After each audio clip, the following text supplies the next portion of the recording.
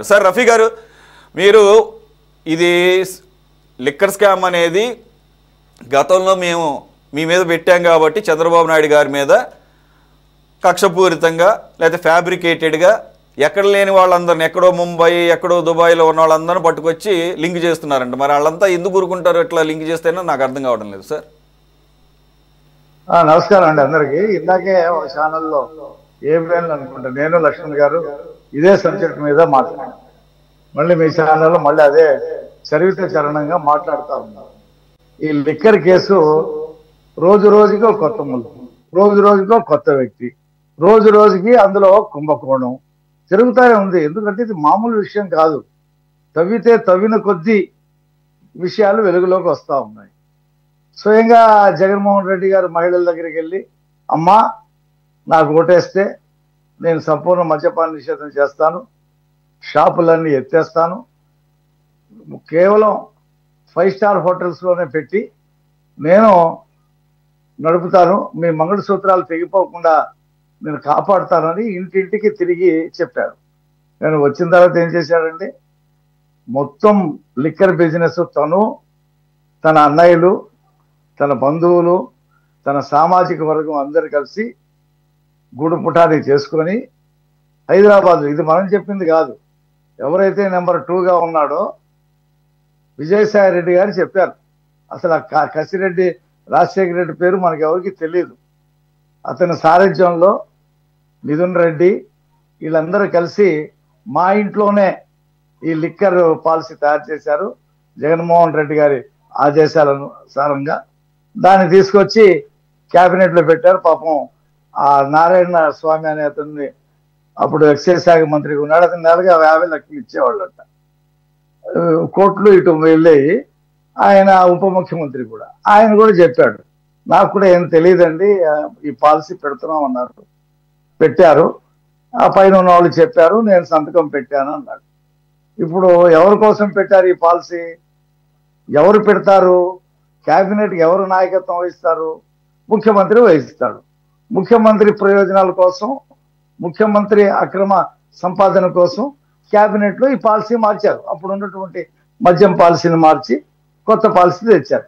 తెచ్చిన తర్వాత ఏం జరిగిందో చూసాం కదా. డిజిటల్ పేమెంట్స్ ఉండవు, 2 రకాల మద్యాలు అమ్ముతారు. బ్రోవరేజ్ కార్పొరేషన్ నుండి వచ్చింది ఒకటి, వీళ్ళు సొంతంగా తయారు చేసి పెట్టింది ఒకటి. దేని డబ్బు దానికి సపరేట్గా వెళ్ళిపోద్ది. ఇది కాకుండా మద్యం కంపెనీల దగ్గర నుంచి ముడుపులు, అవి 3,500 కోట్లు.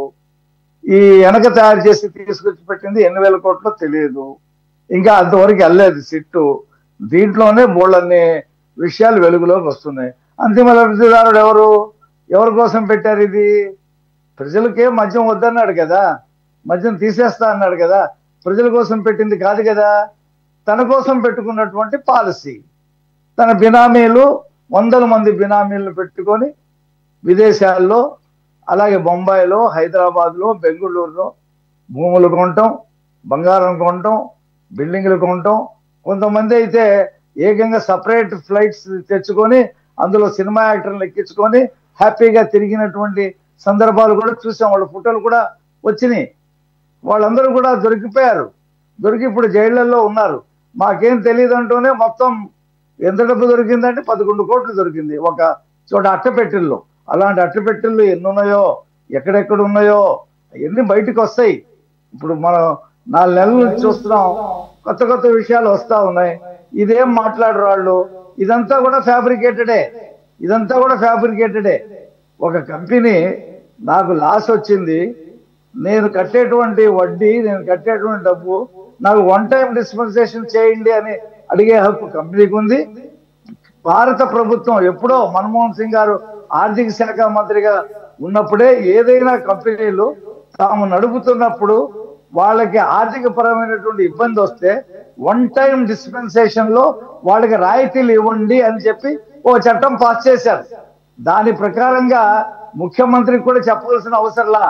దానికి సంబంధించినటువంటి ఆర్థిక శాఖ కార్యదర్శి, దానికి సంబంధించినటువంటి ఆ శాఖ కార్యదర్శి వాళ్ళే డిసైడ్ చేస్తారు. అలా ఎస్పీ రెడ్డి గారికి ఏదో 10 కోట్లు చేశారు. అదేదో చంద్రబాబు నాయుడు గారు కుంభకోణం చేశారని ఆయన మీద కేసు పెట్టాడు.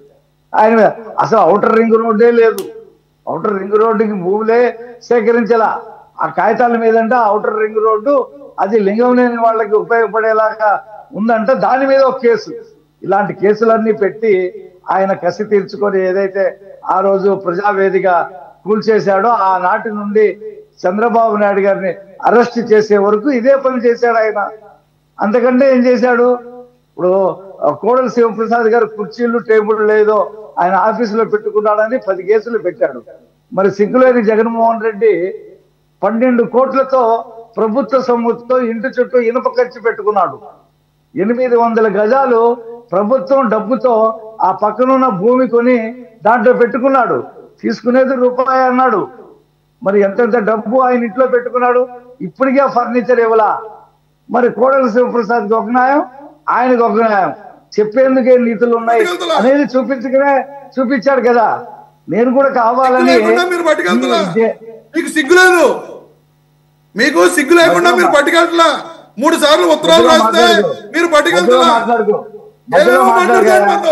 మరి జగన్మోహన్ రెడ్డి సిగ్గు లేకుండా ఎందుకు మాట్లాడావు నువ్వు? ఎందుకు మాట్లాడావు నువ్వు? తీసుకొచ్చి రోడ్డు మీద పెట్టవా అక్కడ రోడ్డు మీద బాగుపడంటే నువ్వు పట్టుకెళ్ళొచ్చే అసెంబ్లీ ఆవరణలో పెట్టు, తీసుకొచ్చి అసెంబ్లీ ఆవరణలో పెట్టు. సిగ్గు లేకుండా ఎలా వాడుకుంటున్నాడు? ఆ 12 కోట్లు గ్రిల్, 12 కోట్ల గ్రిల్ ఏదైతే ఉందో తీసేయి. 12 కోట్ల గ్రిల్, 12 కోట్ల రూపాయల ఇనుప సిగ్గు లేకుండా 12 కోట్ల రూపాయలు ఇనుప దాన్ని తీసమో డబ్బులు పంపించడమో చేయమను. 12 కోట్ల రూపాయలు 12 కోట్ల రూపాయలు ఇనుప నుంచి ఎలా వేసుకున్నాడు? ఎవడబ్బా సొమ్మని వేసుకున్నాడయా? ఇనుప కంచా ఎవడ బాబు సొమ్మని వేసుకున్నాడు? లజ్జ ఉంటే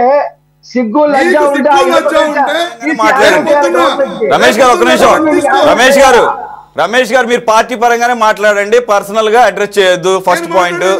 రెండోది, ఒక్క నిమిషం ఆగండి సార్. ఫర్నిచర్ గురించి ఒకటి, గ్రిల్ చుట్టూతా గ్రిల్, ఐరన్ గ్రిల్ 12 కోట్లతో ఖర్చు పెట్టి ప్రభుత్వ సొమ్ముతో పెట్టుకున్నది వాస్తవా కాదా? సురేష్ గారు మీరు అలా మాట్లాడటం ఎందుకు కాదు? ప్రజల సొమ్మది, ప్రజల సొమ్ము అండి అది. ఎవడి బాబు సొమ్ము కాదు, ఆడ బాబు సొమ్ము కాదు, మీ బాబు సొమ్ము కాదు, ప్రజల సొమ్మది. తెలుగుదేశం పార్టీ వాళ్ళ బాబు సొమ్ము కాదు, వైసీపీ బాబు సొమ్ము కాదు, అది ప్రజల సొమ్మది. ప్రజల సొమ్ము కాబట్టి అడుగుతాం.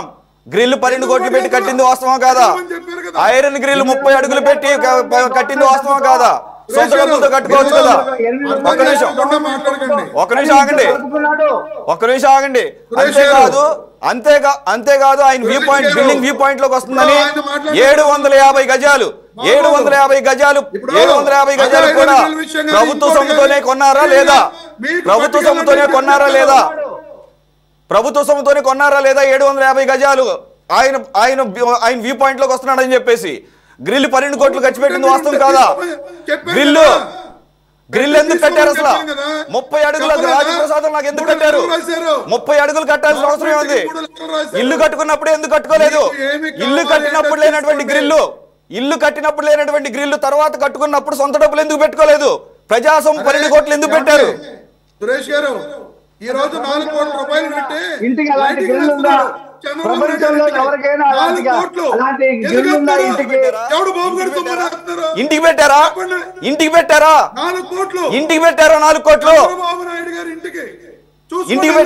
కోట్లు చూడండి. 4 కోట్లు ప్రజాధనం పెడితే ఇలాగ క్వశ్చన్ చేస్తాం. నేను అదే అంటున్నాను. వైసీపీ బాబు గారి సొమ్ము కాదు ఇది, టీడీపీ బాబు గారి సొమ్ము కాదు, ఇది ప్రజల సొమ్ము. ఇది ప్రజల సొమ్ము.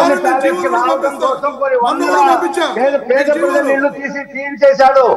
కొన్ని 100 కోట్లు ఖర్చు పెట్టాడు. అక్కడ పేద ప్రజల ఇళ్ళని రాత్రి తొలగించాడు. ఆ ఇంటి చుట్టూ ఉన్నటువంటి పేదల అనాదిగా ఎన్నో సంవత్సరాల నుంచి ఉంటున్నారు అక్కడ. వాళ్ళందరూ రాత్రి బుల్డోజర్లు పెట్టి తొలగించేసి 100 కోట్లు ఖర్చు పెట్టి దాన్ని సుందరవనంగా తీర్చిదిద్దుకున్నాడు అక్కడ. అసలు ఆ దారిలోకి 5 సంవత్సరాలు ఎవరికి ప్రవేశం లేదు కదండి. ఆ కాస్త దాటడం కోసం రోజు చుట్టూతా కిలోమీటర్ల చుట్టూతా తిరిగి 5 సంవత్సరాల పాటు తిరిగింది వాస్తవం కాదా? ఏ ప్రపోజల్స్ ఇస్తే ఆ ప్రపోజల్స్ ఫాలో అవుతాయి. ప్రపోజల్స్ ఏముంది? అదే రిషికొండ ప్రపోజల్ ఏముంది సార్? ప్రపోజల్ ఏముంది? రిషికొండ గుండు కొట్టండి కావాలి అని చెప్పేసి అంటే ప్రపోజలే. అది కూడా ప్రపోజలే. అవును, బరి తెగిస్తే ఏదైనా ప్రపోజల్ వెళ్తుంది. బరి తెగిస్తే ప్రజల సొమ్ము అని మినిమం గా రెస్పాన్సిబిలిటీ లేకుండా ఆన్సరబిలిటీ లేకుండా ఉంటే బరి తెగిస్తే ఎలాంటివి వస్తాయి ప్రపోజల్స్? ఎవరు ఖర్చు పెట్టినా మేము ఎలాగ అడుగుతాం? మీరు చెప్పిందే నిజమైతే నెక్స్ట్ డిబేట్ లోనే దీని మీద డిస్కషన్ పెడదాం. నేను మొన్నే చెప్పాను మీకు మీరు పెట్టండి, నేను తీసుకొస్తాను. దేని మీద?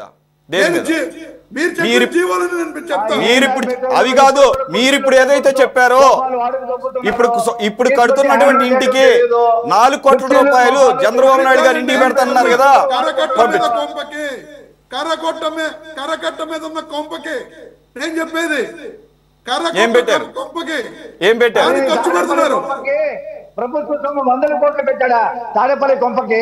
తాడేపల్లి ముద్రపల్లి కొంపకి 100 కోట్లు పెట్టాడు. అక్కడ నీకు బుద్ధుందా? మీరు పర్సనల్ గా మాట్లాడుతూ రమేష్ ఒక్క నిమిషం.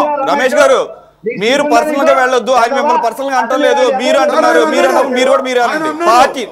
పార్టీని అడ్రస్ చేయండి. రవి గారు మీరు కూడా ఆగండి. రవి గారు మీరు కూడా బ్యాలెన్స్ ఎవరు తప్పడానికి లేదు.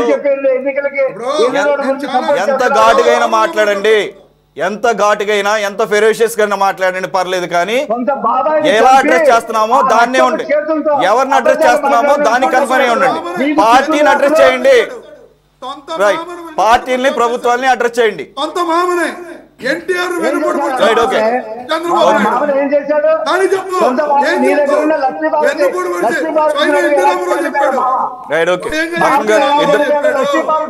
ఇక ఫైనల్ గా అడుగుతున్నాను, మీరిద్దరు సబ్జెక్ట్ వస్తానంటే ఆడియో ఉంటుంది సార్, లేదంటే కనుక నెక్స్ట్ గెస్ట్ కి వెళ్తాను నేను.